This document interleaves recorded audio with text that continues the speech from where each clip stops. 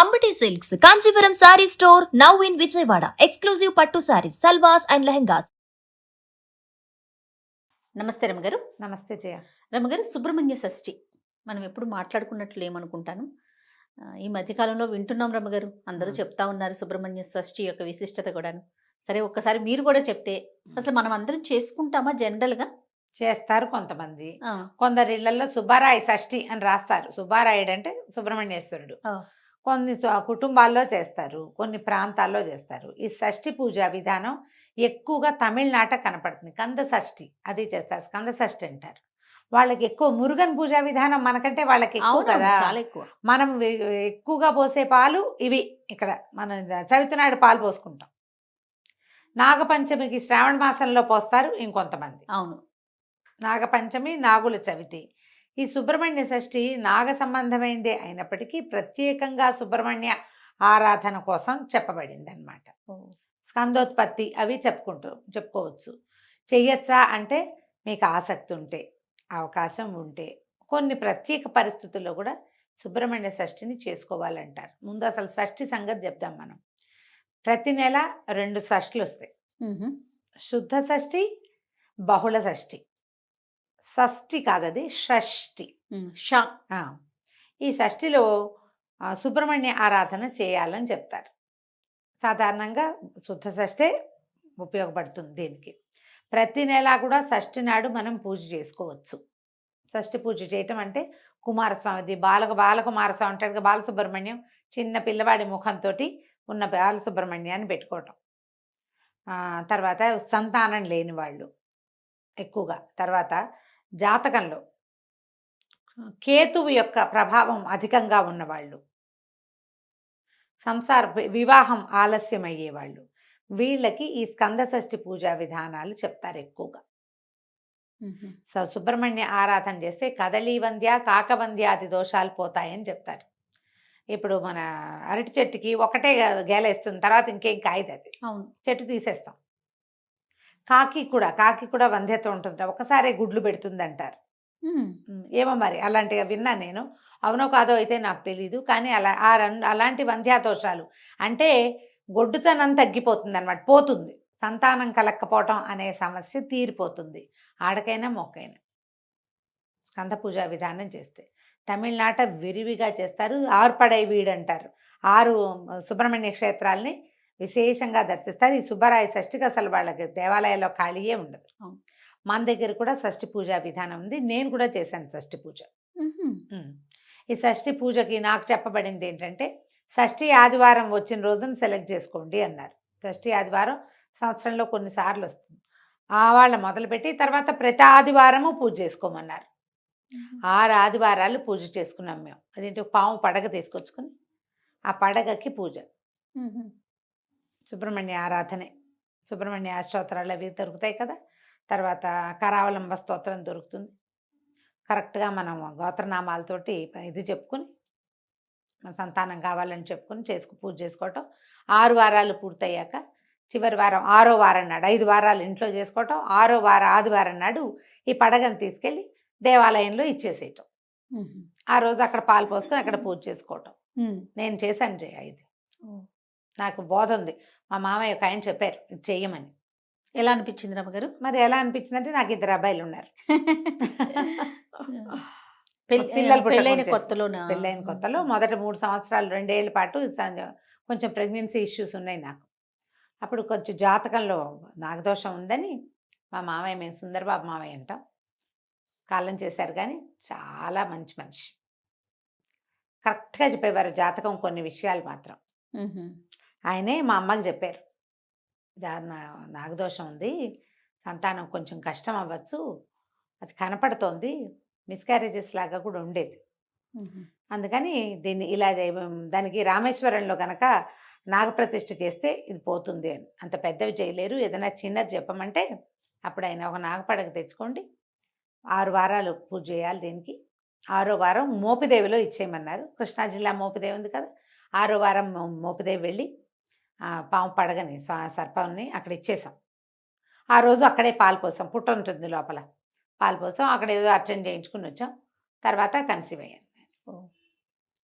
So రెండోసారి అబ్బాయికి పిల్లల మధ్యలో కూడా నాకు మిస్క్యారేజెస్ ఉన్నాయి. ఈ విషయం నిజానికి వెరీ పర్సనల్ మ్యాటర్. ఇది ఏ సందర్భంలో ఇది చేస్తారో చెప్పడం కోసమే ఇది నేను చెప్తున్నా. నేను కూడా చేశాను. నిజానికి ఇది ఎక్కువగా తమిళనాడులో చేసే పద్ధతి. జాతకంలో ఏదైనా ఇలాంటి నాగదోషాలు అలాంటివి ఉంటే తప్పకుండా సుబ్రహ్మణ్య ఆరాధన చేయాల్సిన విధి. స్కంద జననం అని ఒక ఘట్టం ఉంది రామాయణంలో. స్కందుడు ఎట్లా జన్మించాడు, సుబ్రహ్మణ్యుడు కుమారస్వామి ఎట్లా పుట్టాడు, ఆ కథ చాలా విశేషంగా ఉంటుంది. వాల్మీకి రామాయణంలో స్కంద జననం అయినా పారాయణ చేసుకోవచ్చు, దానికి తెలుగు అర్థం దొరుకుతుంది, అదైనా చదువుకోవచ్చు. ఇలా పడగ తీసుకొచ్చి పూజ చేసుకోవచ్చు. వెండి పడగ తెచ్చుకోవటం, పాలు పోసి అటుపై పూజ చేసుకోవటం. వారం రోజులు రోజువారీ మామూలుగా చిన్న పూజ దీపం పెట్టుకుంటాం సరిపోతుంది. ఈ ఆదివారం నాడు తెల్లటి పువ్వులతోటి అర్చించమని మాత్రం చెప్పారు ప్రత్యేకంగా. మిగిలినదంతా మేము మామూలుగానే చేసుకునేవాళ్ళం. అంతే అంతే మామూలు పూజ. ఈ తెల్లని పువ్వులతోటి అర్చన చేయమని చెప్తారు. 6వ రోజు ఇప్పుడు మన సమీపంలో ఎక్కడైనా స్కంద దేవాలయాలు ఉన్నాయి, సుబ్రహ్మణ్య దేవాలయాలు, సుబ్రహ్మణ్య స్వామి వెలిసిన దేవాలయాలు ఉంటే అక్కడ ఎక్కడైనా కూడా మనం ఈ 6వ వారం చేసుకోవచ్చు, పూజ చేసుకోవచ్చు. షష్ఠి ఆదివారం వచ్చింది, చాలా విశేషమైంది మొదలు పెట్టుకోవటానికి. సుబ్రహ్మణ్య షష్ఠి మనం ప్రతి నెల వస్తుంది. ప్రతి నెల షష్ఠిని మనం ఎలా చవితిని సంకటహర చతుర్థిగా చేస్తున్నాం, అట్లా ఇలా సంతానం లేని వాళ్ళు, పిల్లలు అవకరాలతో జన్మించే అవకాశం ఉన్నవాళ్ళు, తరచూ మిస్క్యారేజెస్ అయ్యేవాళ్ళు, ఏదైనా ఐవీఎఫ్ లాంటివి ట్రై చేసి సక్సెస్ రేట్ తక్కువగా ఉందని భయపడుతూ ఉంటాం కదా, అలాంటి వాళ్ళు సుబ్రహ్మణ్య ఆరాధన చేస్తే గర్భం నిలుస్తుంది. ఎందుకంటే స్కందుడు విచిత్రమైన జన్మ కలిగిన వాడు. అసలు అది ఎక్కడా కనపడదు ఆయన లాంటి విచిత్ర జన్మ. ఆయన పార్వతీ పరమేశ్వరులు ఇద్దరు వాళ్ళిద్దరు వివాహం ఎందుకు చేశారు? తారకాసుర సంహారానికి శివ తేజస్సు నుంచి జన్మించిన వాడే తారకాసురుణ్ణి చంపగలడు.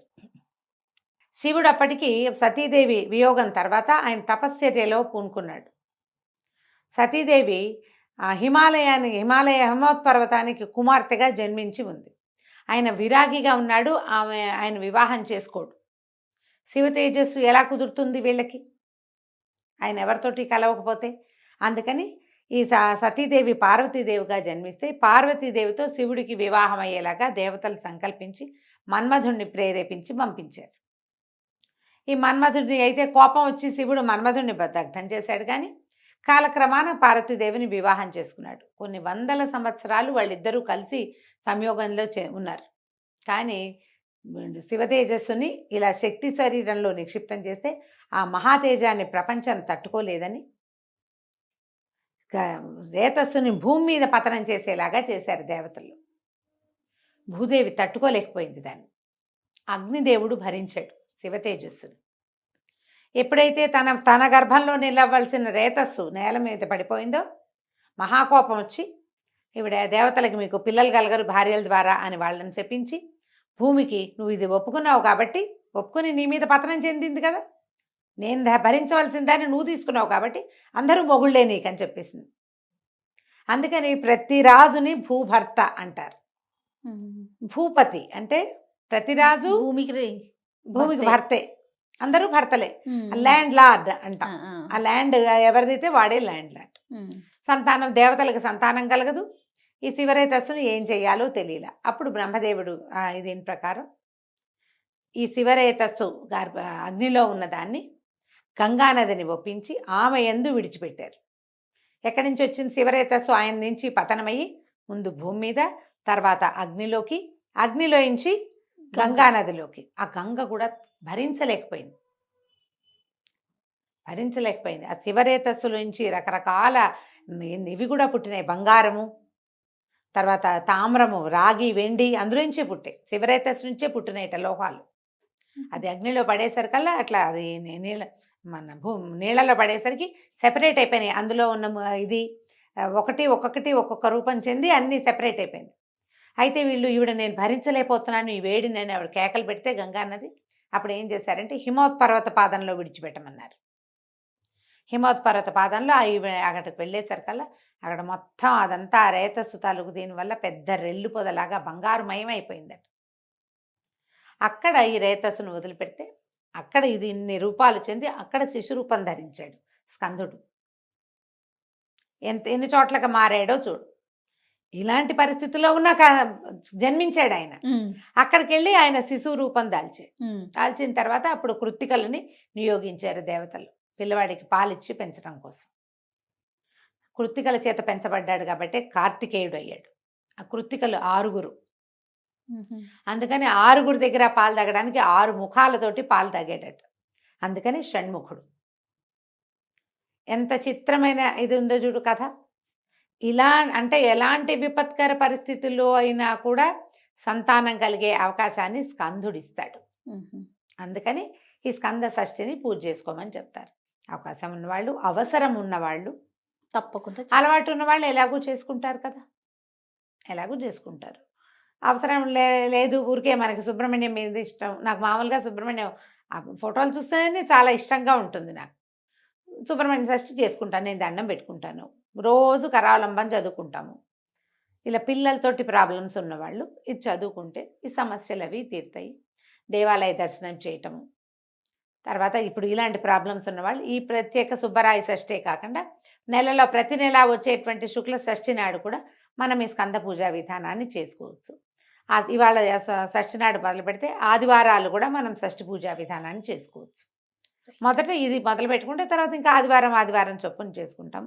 ప్రధానంగా నాగదోషం, సర్పదోషం లాంటివి ఉంటే వాటి నివారణకే ఈ పూజా విధానము. స్కందజనన పారాయణం అవి చేసుకున్నా కూడా చాలా విశేషమైన ఫలితం ఇస్తుంది. అవసరం ఉన్నవాళ్ళు చేసుకోండి అంతే. లేదా ఇది ఒక పర్వదినము, ఈరోజు నేను చేయాలంటే ప్రత్యేకంగా నిరాహారంగా ఉంటారు, తరిగిన కూరలు తినరు, దాంపత్యం పనికిరాదు. ఈ పూజ కనుక ఏదైనా చేసుకునేటట్టయితే ఇది పనికిరావు. ప్రత్యేకంగా దీన్ని ఎలా ఇవాళ సూర్యోదయం నుంచి రేపు సూర్యోదయం వరకు ఉపవాసమే, అన్నం తినకూడదు. నివేదన చేసిన ప్రసాదాన్ని తీసుకోవచ్చు. సంతానార్థులుగా ఉన్నవాళ్ళైతే ప్రెగ్నెన్సీలో మాత్రం చేయకూడదమ్మా. ఇది ప్రెగ్నెన్సీ వాళ్ళకి కాదు. సంతానం కావాలని కోరుకునే వాళ్ళైతే మాత్రం ఇలా ఏదైనా తిని పళ్ళో గిల్లో తినేసి అదే పాలు తాగటం అలాంటివి చేయొచ్చు. తరిగినవి తినకూడదు. కొన్ని ప్రాంతాల్లో షష్ఠి నియమాలు చెప్తారు. అట్లా మీ ప్రాంతంలో ఉందో లేదో చూసుకోండి. లేదా అసలు ఇదేం లేదు, ఇదేదో మీరు కొత్తగా వింటున్నారు అంటే సాధ్యమైనంత చాకు పట్టుకుని కొయ్యకుండా ఉండండి. తప్పకుండా తరగద్దు, మనం తరగకూడదు, తరిగినవి తినకూడదు. ఆ జాగ్రత్తలు తీసుకుంటే జాగ్రత్త తీసుకుని పూజ చేసుకోవచ్చు. అవకాశం ఉన్న వాళ్ళు చేసుకోవచ్చు.